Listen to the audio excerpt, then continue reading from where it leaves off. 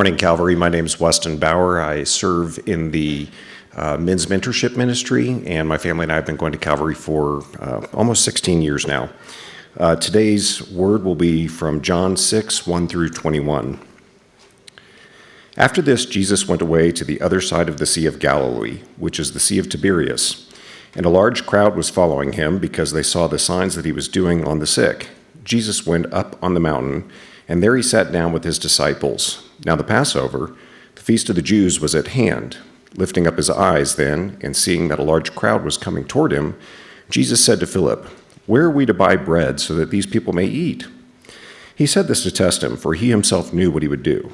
Philip answered him, 200 denarii worth of bread would not be enough to feed each of them to get a little.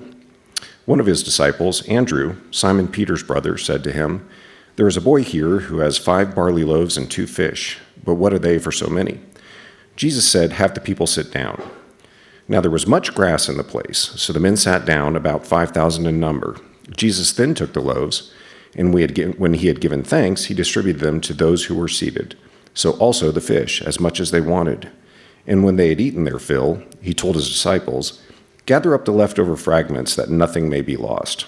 So they gathered them up and filled 12 baskets with fragments from 5 barley loaves left by those who had eaten. When the people saw the sign that he had done, they said, "This is indeed the prophet who is to come into the world." Perceiving then that they were about to come and take him by force to make him king, Jesus withdrew again to the mountain by himself. When evening came, his disciples went down to the sea, got into a boat, and started across the sea to Capernaum. It was now dark, and Jesus had not yet come to them. The sea became rough because a strong wind was blowing. When they had rowed about 3 or 4 miles, they saw Jesus walking on the sea and coming near the boat, and they were frightened. But he said to them, "It is I, do not be afraid." Then they were glad to take him into the boat, and immediately the boat was at the land in which they were going. Thanks, Weston. Well, there is a trope, an often used storytelling device that I absolutely hate. I'm talking about when a movie or a TV show has been telling you a story and dropping hints along the way, and then you get right to the reveal right before the conclusion, and it re-shows you all of the hints that they had been giving you. The screen oftentimes will go slightly blue because apparently the past was tinted blue, and then it shows you all the things that they've already shown you. They zoom in as if you weren't paying attention, or they're just trying to show you how clever they are. Like, did you notice that we were telling you all these things all along the way? Yes, it was quite obvious that they were important since you kept showing it to us. For example, someone is trying to solve a crime, and then they finally get a vital piece of evidence that they found a toothpick at the scene of the crime. And then it flashes back, the screen goes slightly blue, and it shows you all the times that this person interviewed someone and they had a toothpick in their mouth. And then the next time that they had a toothpick in their mouth. And the next time they had a toothpick in their mouth. And it's showing you all of this as a way to say, hey, did you catch it? Did you see we were doing this? Yeah, you had what felt like a 15-minute close-up shot of a guy with a toothpick in his mouth. Of course I noticed it. I don't need you to hold my hand during this. I don't need you to re-show me this story. You've already demonstrated you're bad at storytelling. I don't need to relive it. I bring all this up because Emily's been watching a lot of Hallmark movies lately, and it's just been really impacting my mood. But I do bring all this up for a couple of reasons. One, it is a desperate cry for help. Can one of you convince her to watch something better? But second, unfortunately, I think this might be the best way to tell this story. This story in the Gospel of John is, dare I say, full of flashbacks. That John tells this story, and he does so where he's zooming in on details. He's zooming in on parts where it's as if the screen goes slightly blue, and it's retelling you parts that came from before, parts from the Bible that we had already seen, that John wants to have fresh in our mind as he tells this story in particular. He keeps zooming in on these details as if they're toothpicks for us to notice. Now, I say that this is a bit of a familiar story, and maybe it's not familiar for us. Maybe we haven't heard it before. I just mean familiar in the sense of the story of the Bible. We talk about how there is a certain genre of book called a gospel, this good news message of Jesus. And we have 4 gospels in the Bible: Matthew, Mark, Luke, and John. And John is a bit of an outlier there. He tells a story a bit different from those other 3, where Matthew, Mark, and Luke have quite a bit in common. John writes predominantly differently than the rest to give us a more full understanding of the story, a bigger picture of who Jesus is. Now, there are a few miracles, a few teachings that Jesus does that's found in all 4 Gospels. But even as John includes this one that's found in all 4 Gospels, the feeding of the 5,000, he includes certain details that are unique, certain things that stand out from the other ways that this story is told, certain things that if we look at it, it's actually pointing us back to the larger story that God has done. John includes these little pieces in this story that I think are meant to be flashbacks for us, to look back at how God has worked in the past, where the screen goes slightly blue as we zoom in on a toothpick to get the larger story. Let me show my work. So in John chapter 6, we read that it starts off this way. It says, "After this, Jesus went away to the other side of the Sea of Galilee," which is the Sea of Tiberias. "And a large crowd was following him because they saw the signs that he was doing on the sick. Jesus went up on the mountain, and there he sat down with his disciples. Now the Passover, the feast of the Jews, was at hand." I think that's a toothpick. Like, John, just as a bit of an aside, includes verse 4 there. Now the Passover, the feast of the Jews, was at hand. No other gospel locates this at the Passover. John is uniquely doing that. Now, we've mentioned that John often talks about the feasts of the Jews throughout his gospel, that Jesus is regularly teaching or doing miracles or doing some sort of work during these different festivals that the Jewish people would have. And it seems that every time Jesus does something at one of these feasts, what he's doing is directly related to what that feast is about. The work that he does reflects what that feast is about. And Passover, more than any other, was important to the Jews, and it seems more than any other is important to John, who wrote this gospel.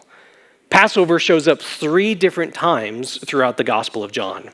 Just a quick side note, this is a little throwaway for you. This is how we know how long Jesus' ministry was. If you ever hear people talk about Jesus had a 3-year-long ministry, well, the reason why we know that is because there's 3 Passovers in the Gospel of John. That's how we know how long his ministry was.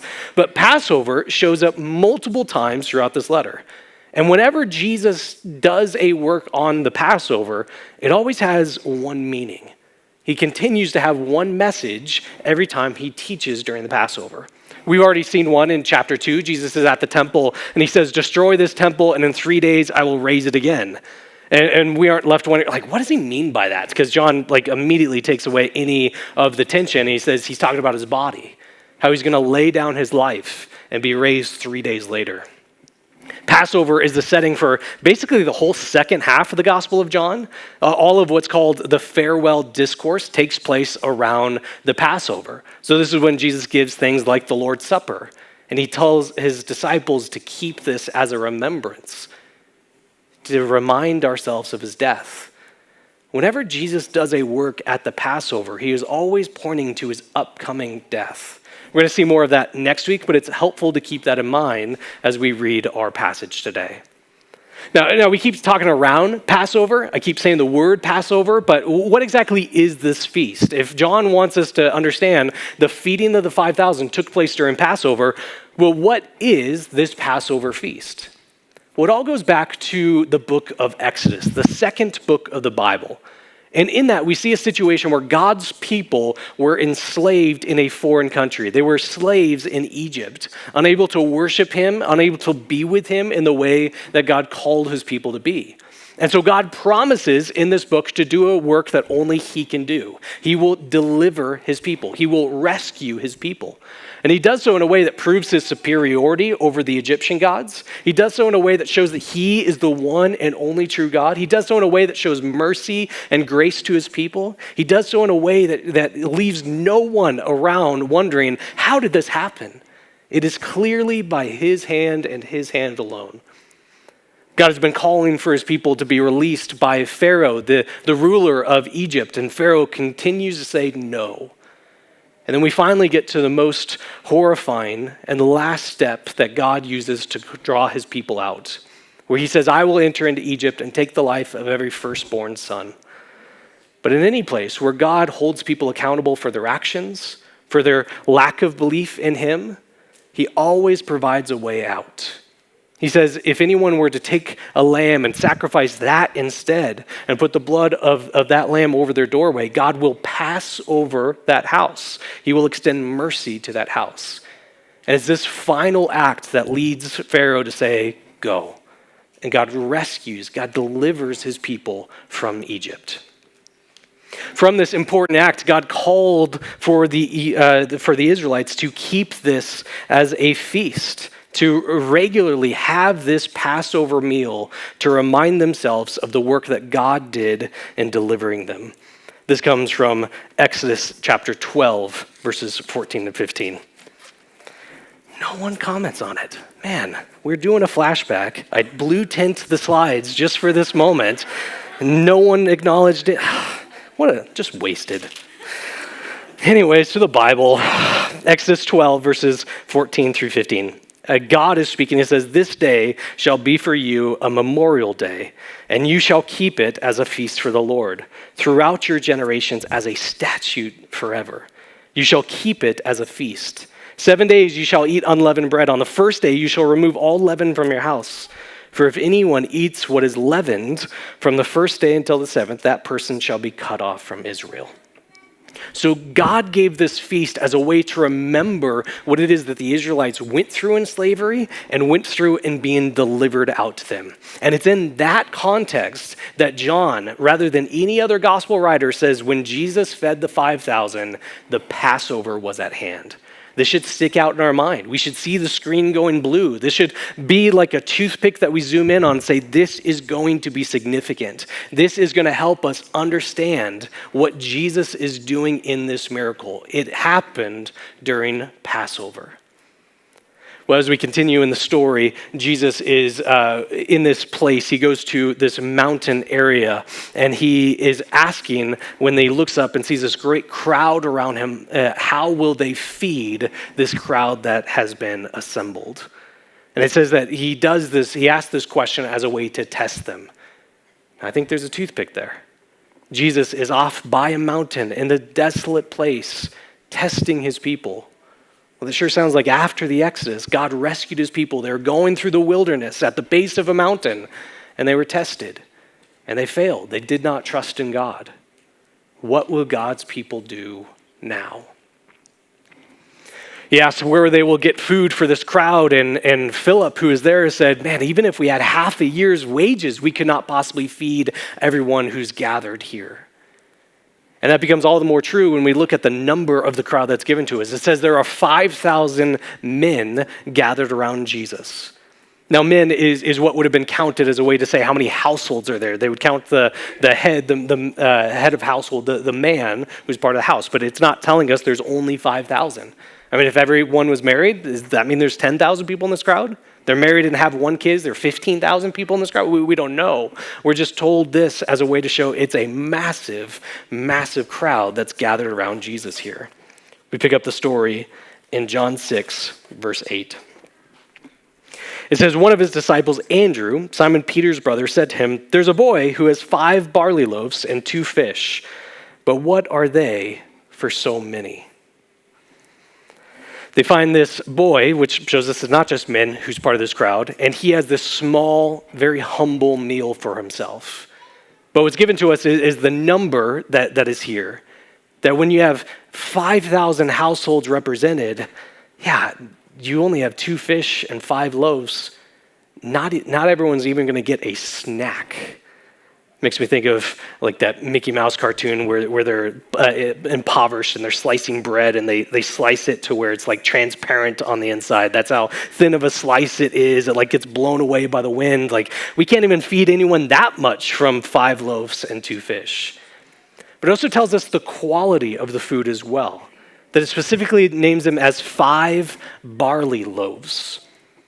Well, there was a Jewish historian from around the time of Jesus, a little bit before Jesus, who references what these loaves were like. And he said these barley loaves were reserved for animals and men with little joy in their life. That is quite the description for what this meal entails. But it's given us both of these details, how much food is there and the quality of the food. That it's not Andrew coming with this tremendous faith of like, we've solved all the problems. This guy here has a small, really poor quality snack. No, he says, this is the best we can do. This is all that's around. And it's not enough. It's not good enough. What could you possibly do with something so insignificant? I think that's a toothpick. It makes me think of the book of Exodus as God was calling Moses, this one who's going to do this work that God will deliver his people through him. That he chooses this man, he calls out to him from this burning bush and says, you will be the one to go to Pharaoh. You will be the one to free my people. And Moses has all the excuses in the world why it should not be him, why he is not the guy. Exodus chapter 4 says this in verse 10. But Moses said to the Lord, oh, my Lord, I'm not eloquent, either in the past or since you've spoken to your servant, but I'm slow of speech and tongue. And the Lord said to him, who has made the man's mouth? Who makes him mute or deaf or seeing or blind? Is it not I, the Lord? Now therefore go, I will be your mouth and teach you what you shall speak. Moses says, oh, what could I possibly do? How could I be the one that you're going to work through when I am not eloquent enough? I'm not good enough. What could you possibly do with something so insignificant? He eventually continues to go back and forth with God saying, it's not me, I'm not good enough. It's not me, I'm not good enough. Send someone else. And God doesn't do that. He sends Moses. He does raise up his brother Aaron to go with him, providing what it is that he needs. But the same way this feeding of the 5,000 starts is what we see how this deliverance, how the Passover starts. God will call his people out of slavery through Moses. God will lead his people, deliver them through Moses. And it all starts with saying, it's not good enough. This isn't enough. Andrew comes before Jesus saying, what can we possibly do to feed people? The best we can do are these 5 loaves and 2 fish. It's not good enough. And yet the response of God in both of those instances is the exact same. With me, it's always enough. Jesus tells the crowd to be seated, and he takes the 5 loaves and the 2 fish, and he prays over them, he blesses them, and begins to break off pieces to be distributed to the crowd, breaking and breaking and breaking to the point that every single person there had their fill. And not just their fill, but that there was so much left over that it filled 12 baskets. That's a toothpick, I just don't have time to get into it. But we see that John is putting so much emphasis on this Passover setting. He's leaving details all throughout it that's supposed to sound familiar, that's supposed to make us go back in the story, that's supposed to help us to see what is happening through the very language that God had done before. And that is significant. Because it's only when we see that connection, when we see these flashbacks, when we see the toothpicks that are being zoomed in on, these detailed pieces that matter so much, do we understand what it is that is happening in this story. The God who worked during the Exodus is the God who's working in this story.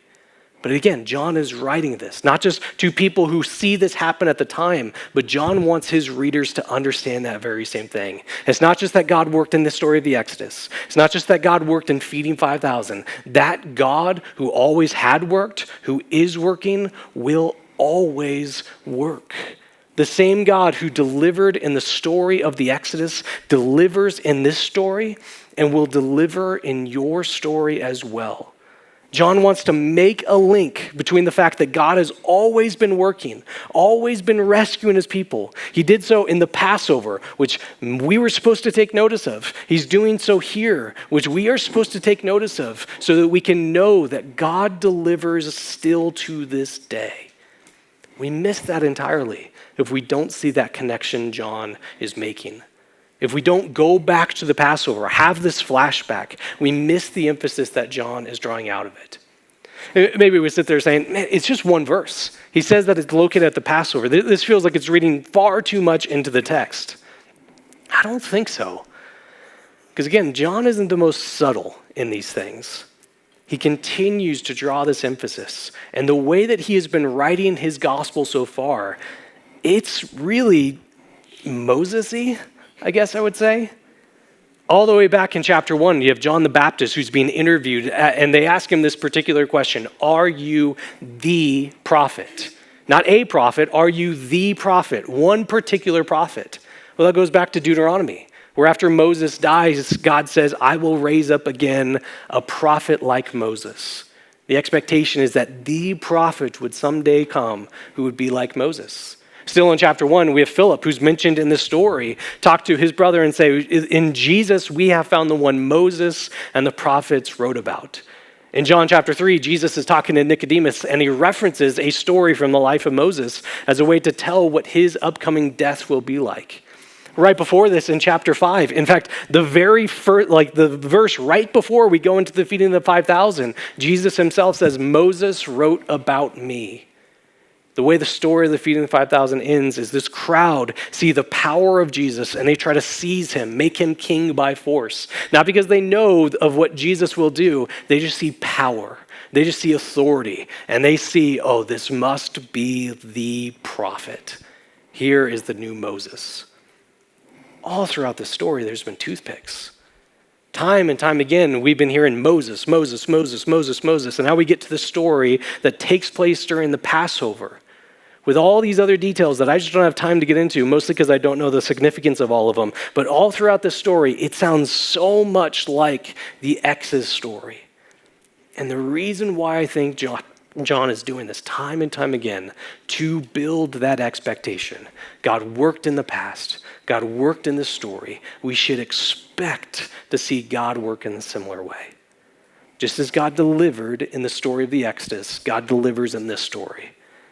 And God will deliver in your story. Now, with that, I'm sure comes questions like, how does God deliver in this story, the feeding of the 5,000? How does God deliver in our story as well? There's a few different ways that I see God's hand of deliverance here. The first and easiest one to see is God delivers from need. God delivers people from their needs. In the story of Exodus, God's people were slaves in Egypt, unable to rescue themselves, unable to get to the place that God had called them to be. So God is the one who comes and rescues them. Here he's surrounded by people who have been with him, and now they're hungry, and there's no place around to get food for this many people. There is a real, tangible need that the people have, and Jesus delivers them from that need. I don't know if I need to tell you what your needs are. We have so many of them. And maybe we don't have as clear of a moment of being sat down in the grass by Jesus as he hands us never-ending bread. But God is still that God who delivers people from their needs. God delivers people from faithlessness. God delivers from faithlessness. After the scene of the Exodus, God was leading his people to a land that he promised them, a land that would be their home, where he would be their God and they would be his people. But as they're walking through the wilderness, the first sign of trouble, the first hint of difficulty, the people say, it was better off when we were slaves. We should have never left. God, who had done this miraculous work to bring them from that place, they completely lost their faith in him. Or the disciples in this story, who have seen Jesus do countless miracle after miracle after miracle, have the slight inconvenience of where we're going to get food from. This God who's done so much in front of them, they have no expectation that he can do this lesser thing of care for those that he cares for. Where do we lack a trust in God? Maybe we say something like Moses, that I'm just not good enough, God. I can't do what you've called me to. I'm not eloquent. This is all that I have, and it's not enough. Or these disciples where the only person around is this boy who has the first century equivalent of Wonder Bread with him, and they don't see how saving could possibly happen. They lack faith yet again. Where do we lack trust in God? Where do we question where God can work through what we have? All right, God, this is all I've got. And I think you will acknowledge it's not good enough. This is all that I have. And God's response in the story of Exodus, in this story, and always is, with me, it's enough. God, you're calling me into a life of following after you, but I struggle with trust. My faith feels too weak. God, you call me to follow you, but it is hard. Or I'm stressed out about resources, finances. You call me to care for the people that you put in my life, and I just don't know where that care is going to come from. Or I don't feel like I have enough. God, you call me to make your name known to the world. Well, I don't have the words.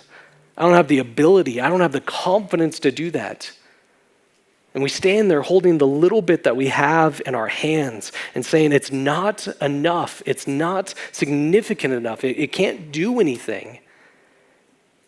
But God responds the same way he always does. With me, it's enough. Don't put your hope in what you can put in your hands. Put your hope in the God worth holding on to. Next week, we'll talk about how God delivers us from our sins. The ultimate exodus, the ultimate saving project. Just as God rescued his people from slavery, what they truly needed was to be rescued into life with him.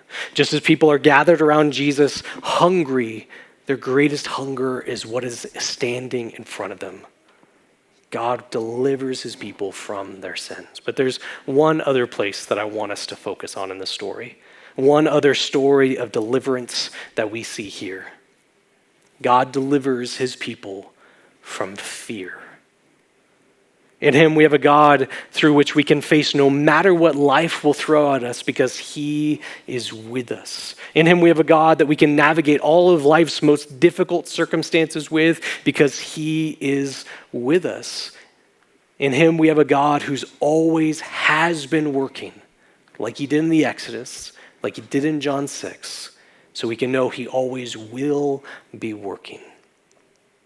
After this miraculous feeding, Jesus sees what the crowd is about to do, and as a way to save them from themselves almost, he retreats to a desolate place.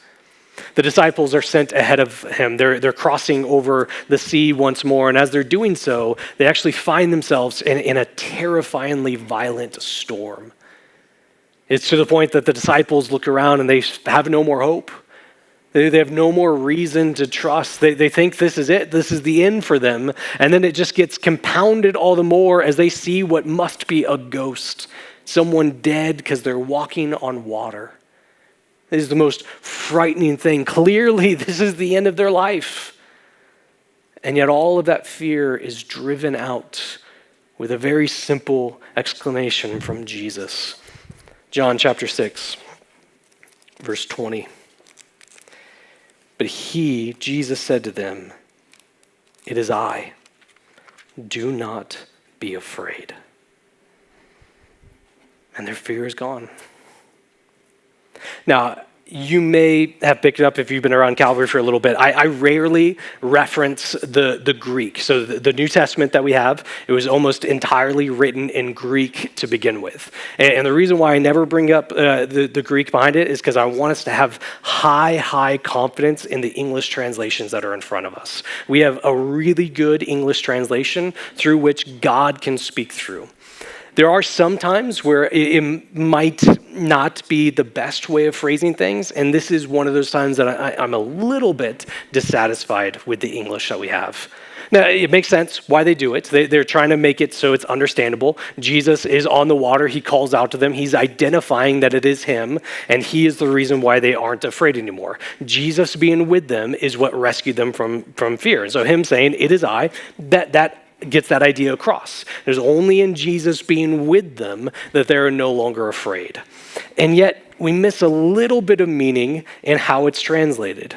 Because that first clause that Jesus has here, that first part of the sentence, which we have as written, "It is I," well, in the Greek, it's just two words that make that up. Two words that literally translate to I am. I am. Don't be afraid. And you better believe that's a toothpick. Exodus chapter 3, verse 13. It says, "Then Moses said to God, 'If I come to the people of Israel and say to them, the God of your fathers has sent me to you, and they ask me, what is his name? What shall I say to them?' And God said to Moses, I am who I am." He said, "Say this to the people of Israel, I am sent me to you." God also said to Moses, "Say this to the people of Israel, the Lord, the God of your fathers, the God of Abraham, the God of Isaac, the God of Jacob, has sent me to you. This is my name forever, and thus I'm to be remembered throughout all generations." See, the very comfort that was given to Moses as he's struggling with this idea of God working through him, of him saying, I'm not good enough for this, I can't possibly go. This source of fear that pops up from, what do I say to the people even? They ask me, who is this God? I don't even know what to say. Well, God tells him his name, I am. But that's not just a name. It tells us what God is like. This is the God who was and is and forever will be God. This is a God who's present with his people. I am. And since he is a God who's present with his people, Moses, you don't need to be afraid. I am. Don't be afraid. To the disciples in the boats, when all seems to be lost, the storm is just too much to navigate through. And these are fishermen, for the most part, who would have spent their entire lives on this very sea. If anyone could navigate it well, if anyone knows the twists and turns that the weather could throw at you, it's these disciples who are in this boat. But this storm is too much. We can't possibly make it through. We can't possibly survive. And then they see someone walking on water. Just the fear grips them. But it's all gone with a simple statement, I am. That God drives out fear. No matter what it is that we're facing, no matter what obstacles seem before us, no matter what we think our limits are, no matter if we think something is too much for God to navigate through, that same statement is said because it's the same statement that God has always said. The God who worked in this way in the past continues to work in this way. The constant encouragement is yours when you find it in him. God says to people at the brink of despair, I am. Don't be afraid. You're not alone. You're not defined by your limits. You're not lost in your circumstances. You're not swimming in despair. Things aren't going to capsize around you. You have a God who is active to this day with you. And if it takes flashbacks for us to understand that message, well, then I suppose it's worth it.